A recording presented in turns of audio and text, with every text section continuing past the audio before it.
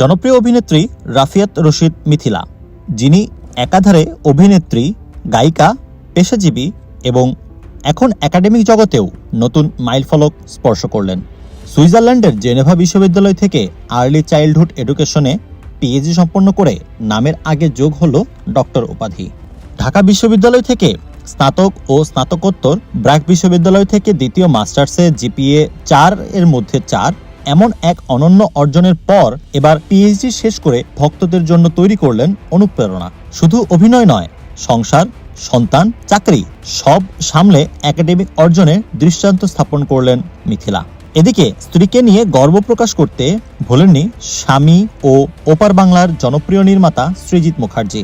নিজের ফেসবুকে মিথিলার ছবি শেয়ার করে লিখেছেন, অবিশ্বাস্য অর্জন, অভিনন্দন। কিন্তু এখানেই আলোচনার মোড় ঘুরেছে, কারণ বেশ কিছুদিন ধরেই শোনা যাচ্ছিল সৃজিত ও মিথিলার সম্পর্কের নাকি দূরত্ব তৈরি হয়েছে। একসঙ্গে কোথাও দেখা না মেলা সেই গুঞ্জনকে আরো বাড়িয়ে দিয়েছে। তবে সৃজিতের এই পোস্ট দূরত্বের জল্পনা আপাতত মিলিয়ে গিয়ে আবারও নতুন করে শুরু হয়েছে আলোচনা। সত্যিই কি দূরত্ব ছিল, নাকি সবই ছিল গসিপ? আপনার কি মনে হয়, সৃজিতের পোস্টে কি আবারও সম্পর্কের উষ্ণতা ফিরে এসেছে?